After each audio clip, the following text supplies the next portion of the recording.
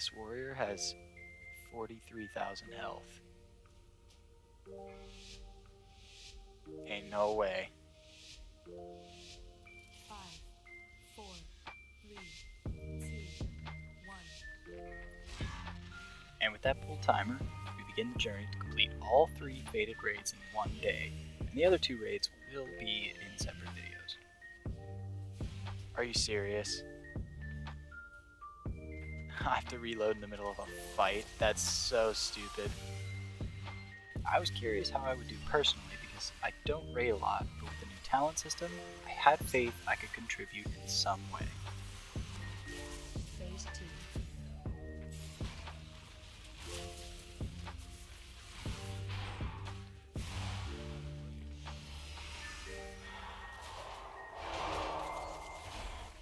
The first fight was the Vigilant Guardian, an ad-centric fight until Phase 2. The boss went down no problem, and we moved our way to the next boss.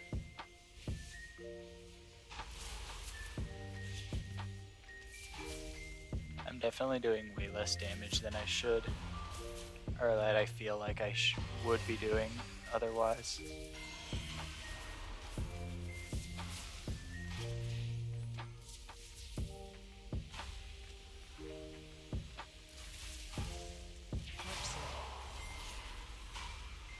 Gonna fleshcraft.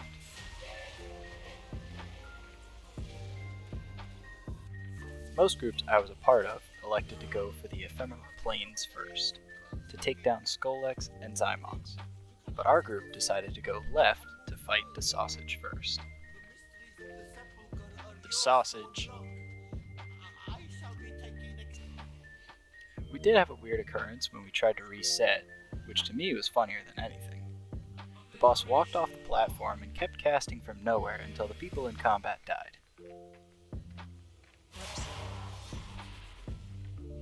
Where is she going?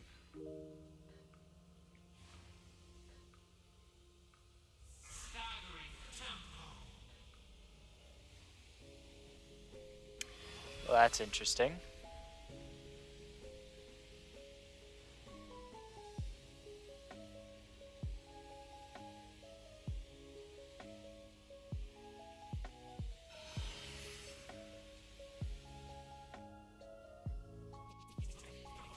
Sausage went down super fast, even compared to the Vigilant Guardian, and we secured our position to move on to the next boss.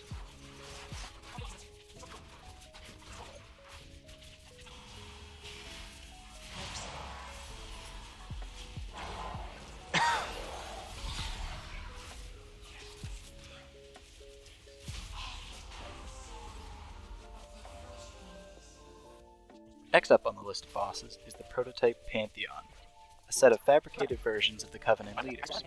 I enjoy this boss solely because of the final phase where I can cleave to my heart's content.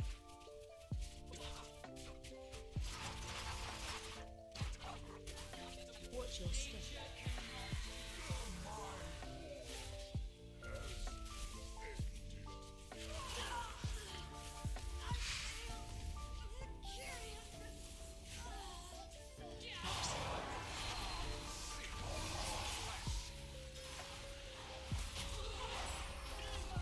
So stupid damage, I swear. The Covenant leaders go down easily, and we get to move on to the principal architect, Lehuvium. Although I thought his name was Lithium, and I think that was a missed opportunity. Taking down Lithium with only one ad phase was a breath of fresh air for someone who hasn't done the raid since Season 3, and we moved on to the plains where 3 more bosses awaited us.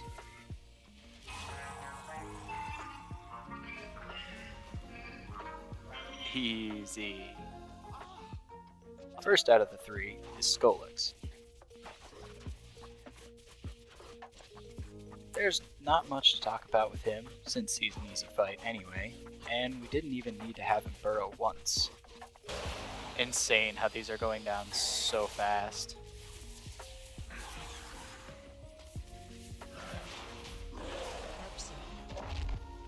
I'm doing like 16.6k on single target, and I feel like I'm doing nothing. Quickly moving to Zymox, He wasn't in the least bit challenging either. Thanks to the insane damage output we had, we didn't have to deal with a single set of the Forerunner rings.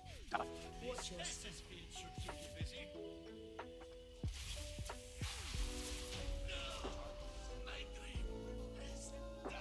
The cache of acquired treasures. Next up, we had Halandras. While infamous for the race to world first mythic raiders, you could say he was the exact opposite for our ragtag group. We didn't even have to deal with the second room because the boss was already at 40% and got back on the move as soon as it settled. With Halandras defeated, we get to move on to the first fight that looked a little sketchy because of our lack of communication. Anduin Rin.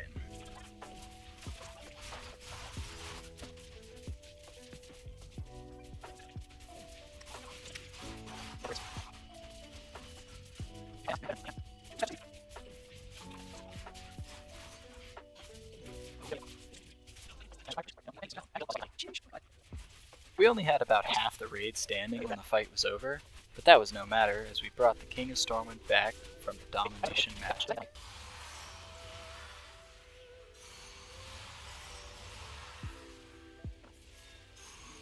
Dude, that's just crazy. AOE incoming.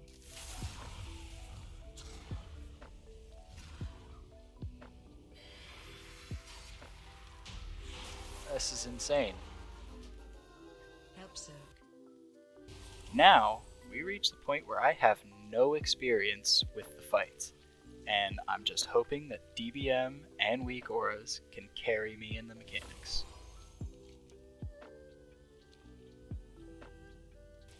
Our group chose to go for Rygalon first, and took him down no problem.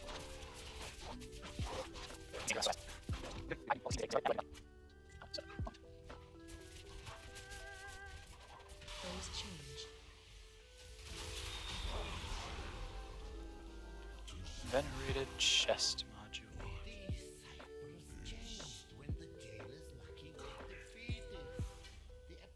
We had one wipe on Lords of Dread, but as I'm not familiar with the boss, I didn't know why, but I just did as I was told. After which, I imported a weak aura to help with the Among Us mechanic.